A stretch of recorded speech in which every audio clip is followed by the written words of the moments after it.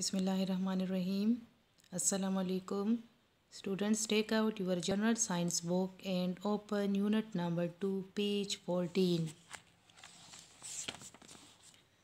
Unit number 2, page number 14. Open करें page 14 को।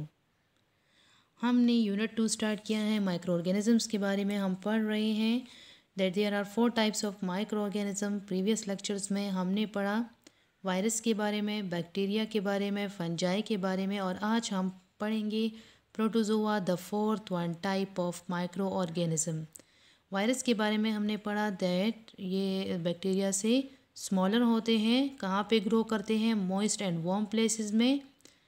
Bacteria के बारे में हमने पढ़ा that they are unicellular, just made up of from one cell, और ये हार्मफुल भी होते हैं, यूज़फुल भी होते हैं।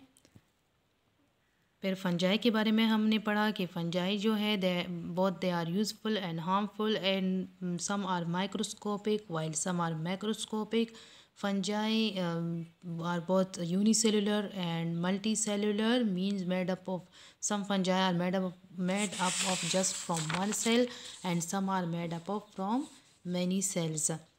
They are found in various they are having various organisms, but mushroom is edible. Yeast, it is used in making bread and some antibiotics.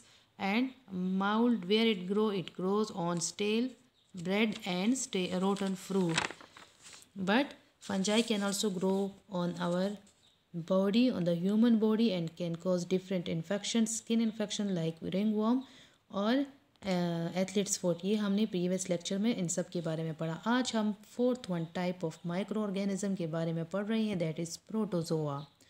What is protozoa? This a micro organism and they are unicellular, the rather like bacteria. Bacteria की तरह ये भी unicellular हैं, mean सिर्फ और सिर्फ one cell से बने हुए होते हैं।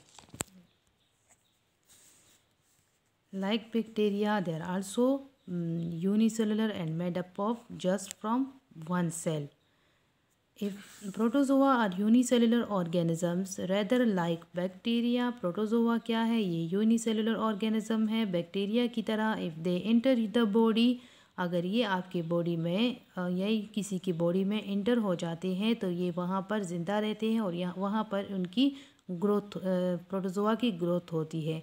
They can live and grow. अगर ये एक दफ़ा बॉडी में चले जाए तो ये वहाँ पर ग्रो भी करते हैं और रहते हैं।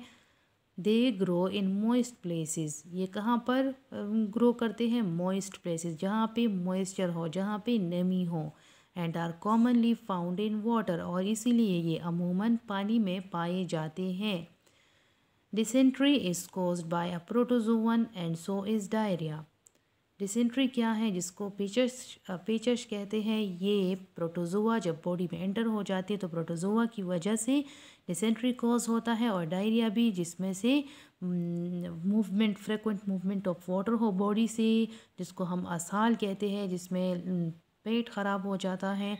और हम कहते हैं कि ये फूड पॉइजन्स की वजह से ये होता है, या फूड पॉइजनिंग की वजह से होता है, या इन्फेक्शन की वजह से होता है।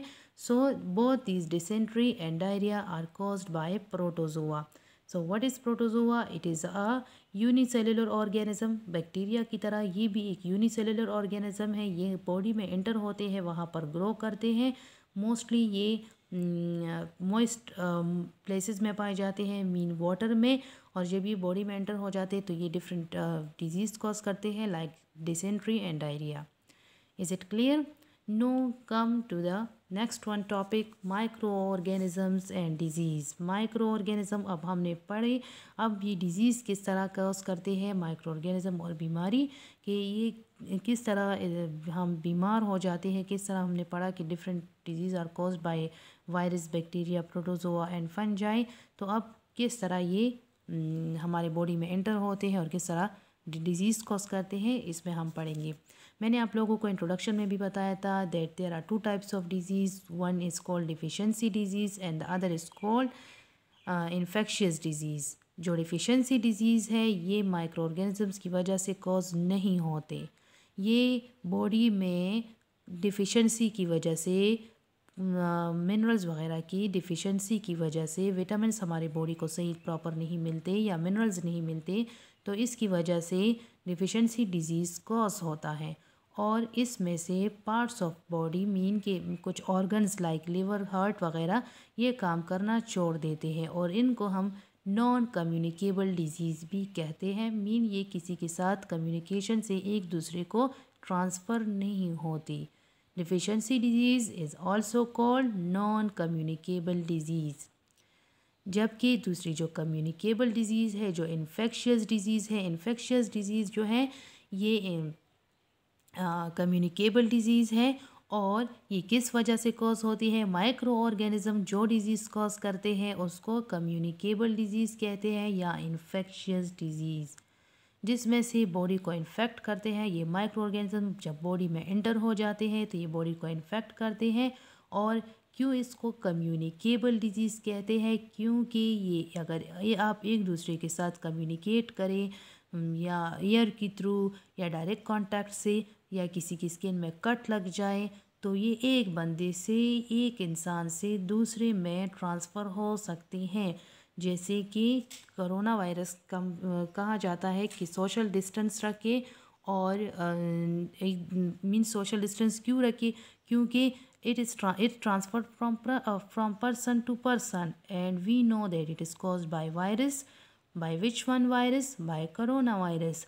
So the disease which are caused by the microorganism by entering the microorganism in the body, their disease are called infectious disease or communicable disease. Communicable disease because it transfer from person to person. अच्छा, अब देखिए micro organisms and disease. Microorganisms और diseases, बीमारी, ये tiny organism किस तरह बीमारियां फैलाते हैं। There are many diseases which make us ill. यहाँ पर बहुत ज़्यादा डिजीज़ हैं, अमराज हैं जिसकी वजह से हम बीमार हो जाते हैं। Some diseases are caused when the body does not get the correct supply of minerals and vitamins that it needs. कुछ बीमारियां इस वजह से होती है कि जब बॉडी को सही प्रॉपर मकदार में मिनरल्स और विटामिन्स ना मिले, जितनी बॉडी को चाहिए उतनी ना मिले, तो कुछ बीमारियां जन्म लेती है, कुछ बीमारियां कॉज हो जाती, डिजीज़ कॉज होते हैं। These are called deficiency disease. और इन बीमारियों को डिफिशेंसी डिजीज़ कहते हैं जो किसी डिफिशेंसी की वजह से कॉज होते हैं। Some diseases are caused because a part of the body stops working properly.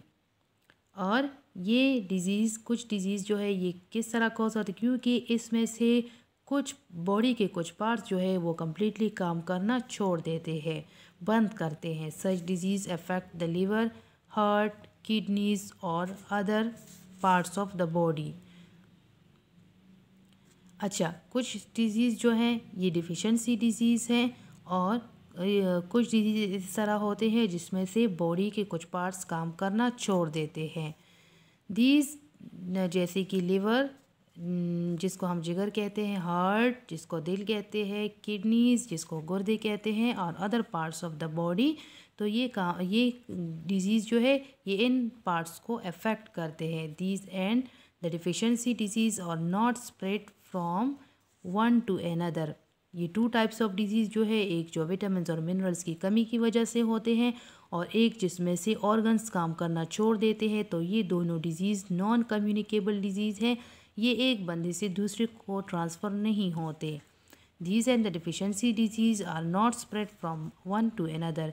ये वाली बीमारी जिसमें से हार्ट, लिवर या किडनीज़ वगैरह काम बंद करते हैं या अफेक्ट होते हैं, इनकी जो फंक्शन है वो प्रॉपर, ये अपने फंक्शंस को प्रॉपरली नहीं कर सकते, परफॉर्म नहीं कर सकते। तो इन दोनों और एक जो विटामिन और मिनरल्स की कमी की वजह से बॉडी में आते हैं, तो ये दोनों बीमारियां एक शख्स से दूसरे को नहीं लगते। They are non communicable disease. तो ये दोनों बीमारियां जो हैं ये नॉन कम्युनिकेबल हैं, मीन कि एक दूसरे के साथ कांटेक्ट करने से ये नहीं ट्रांसफ़र नहीं होते। Deficiency disease are prevented by eating these foods. और आप लोग अपने आप को किस तरह डिफिशेंसी डिजीज़ से अपने आप को बचा सकते हैं इस तमाम फूड को खाने से। हमें पता है that vitamins it gives us energy and it gives vitamin जो है ये हमें एनर्जी देते हैं। ये हमारे आईसाइट के लिए विटामिन्स बहुत ज़्यादा ज़रूरी हैं। ये हमें एनर्जी देते हैं, हमें इन्फेक्शन से बचाते हैं, हमारे बोन्स और स्किन को हेल्दी रखते हैं। तो इसलिए हमें विटामिन्स को अपनी डाइट में शामिल करना चाहिए, क्योंकि अगर हम विटामिन्स नहीं लेंगे तो हमारे स्किन, हमारे आईसाइट ये सब बहुत ज़्यादा अफेक्ट होंगे। तो विटामिन के फिर डिफरेंट टाइप्स ऑफ विटामिन्स हैं जो हमारी बॉडी को चाहिए। Vitamin A, vitamin B, vitamin C, vitamin D, vitamin E and K. Vitamin A जो है ये किन फूड में पाए जाते हैं? ये फ़िश में, एग्स में और कैरेट में। हमें पता है कि कैरेट जो है ये आईसाइट के लिए बहुत ज़्यादा ये बहुत हेल्प करता है आईसाइट प्रोमोट करने में।